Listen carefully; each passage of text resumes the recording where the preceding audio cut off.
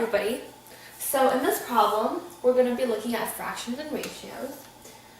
Now when you first see this problem, you might think, oh my god, this is impossible. But it's actually a pretty simple and straightforward problem. All you have to do is follow certain steps.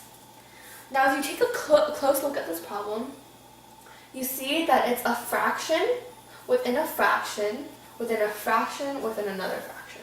So this I guess problem is basically saying that whatever this number equals, it equals 1 over this entire denominator. So this is the denominator for this big fraction. This is the denominator for this, the second biggest fraction, and so on. So in order to tackle this problem, you have to remember that you start with essentially the smallest fraction. When I say smallest, I don't mean numerically. I mean the one on the very inside. So in this specific problem, the smallest fraction would be right here. Notice how this fraction is in this one, is in this one, and is in this one. So you want to start with the one on the very inside. So your first step is to solve this simple little fraction. So I'm just going to copy this and write it right here. 3 plus 1/3. Now you guys should know how to add fractions. Remember to make sure that both fractions have common denominators. So 3 is also equal to 9/3 plus 1/3, which equals 10/3. So if we plug this back into the huge fraction, we'll get 1 over 3 plus 1 over 3 plus 1 over 10/3. Notice how all I did was change this small number right here, this to this, okay? Now your second step. Whenever you have 1 over a certain fraction, in this case it would be 1 over 10/3, all you have to do to simplify this is to flip this fraction on the bottom. So this fraction would also equal 3/10. All I did was flip this, okay? So now when we rewrite this fraction, you would get 1 over 3 plus 1 over 3 plus 3/10. Okay.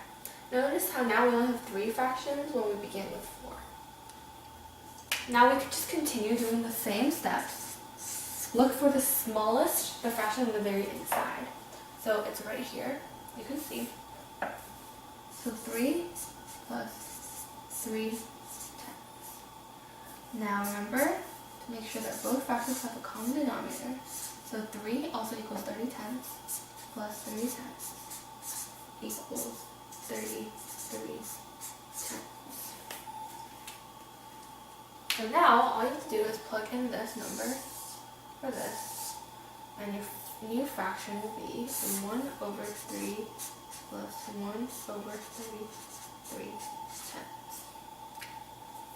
Now, fourth step, again, is basically like the second one. You see 1 over 33/10, and all you have to do is flip the bottom fraction. So you get 10/33. So now when we plug this back into the equation, we get 1 over 3 plus 10/33. Fifth step, just continue doing the same thing.